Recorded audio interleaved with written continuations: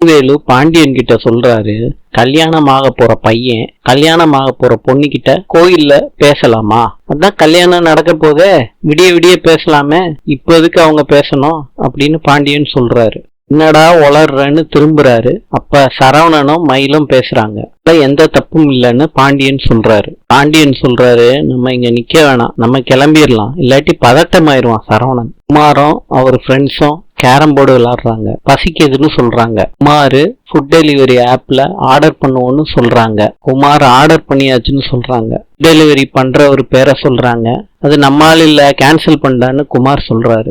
கதிர் வரணும், அந்த நேம் வர முடியும், ஆர்டர் போட்டுக்கிட்டே இருங்க. மச்சான் காசு போயிருமே, அது பரவாயில்ல, ஆர்டர் போட்டுட்டாங்க, கதிர் தான் கொண்டுட்டு வர போறாரு அப்படின்னு குமார் ஃப்ரெண்ட்ஸ் கிட்ட சொல்றாங்க. வேலு நடந்து போறாரு. அப்ப கதிர் பார்த்து கூட்டிட்டு போறாரு அவர் வண்டியில. கதிர், நான் லொகேஷன்ல தான் இருக்கேன் சார்னு சொல்றாங்க. நான் வீட்டுல தான் இருக்கேன், யாரும் வரலையே அப்படின்னு சொல்றாரு. இப்ப என்ன போட்டிருக்கு? 3A. அப்பனா நீங்க பின்னாடி தெருவுக்கு போயிட்டீங்க, முன்னாடி தெருவுக்கு வாங்க கால் பண்ணி பாக்குறாரு. திருப்பி எதையாவது ஒன்னு சொல்லி அலைய வச்சுக்கிட்டே இருக்காங்க. கதிரை அலைஞ்சுக்கிட்டே இருக்காரு. கால் வருது, இந்த அட்ரஸ்க்கு வாங்கன்னு கதிரை சொல்றாங்க. கதிரும் வந்து பாக்குறாரு. அப்ப குமார் கேரம் போர்டு விளையாண்டுகிட்டு இருக்காரு.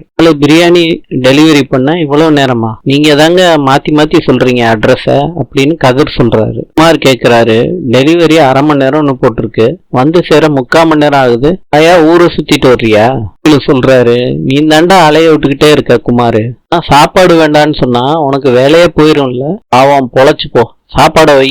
இந்த கதிர டிப்ஸ் 10 ரூபா வச்சுக்கோ. வேண்டாம், இருக்கட்டும். வடிவேலு ராஜி கிட்ட நடந்ததெல்லாம் சொல்றாங்க. சரவணன் பண்ண அக்க போடலாம். என் மேலதானே கோபமா இருக்கான் எங்க அண்ணன், உங்களை எதுக்கு முறைச்சு பார்த்துட்டு போறான்? கதிருக்கும் குமாருக்கும் நடந்தத சொல்றாரு வடிவேலு ராஜி கிட்ட. வடிவேலு சொல்றாரு, எனக்கு அவ்வளவு கோபம் வந்துச்சு, ஆனா கதிரு வாயவே திறக்கலம்மா, அமைதியா வந்துட்டாரு. ராஜி சொல்றாங்க, எங்க அண்ணன் எல்லாம் மீறி போயிட்டான், இதெல்லாம் சும்மா விடக்கூடாது சித்தப்பா, நீ சண்டைக்கெல்லாம் போயிடாதம்மா. வடிவேலு ராஜி கிட்ட சொன்னத கதிர் கிட்ட சொல்றாரு. எதுக்கு மாமா தேவையில்லாத வேலை உனக்கு, எதுக்கு சொல்லணும் அப்படின்னு வடிவேலுவை பார்த்து கேக்குறாரு.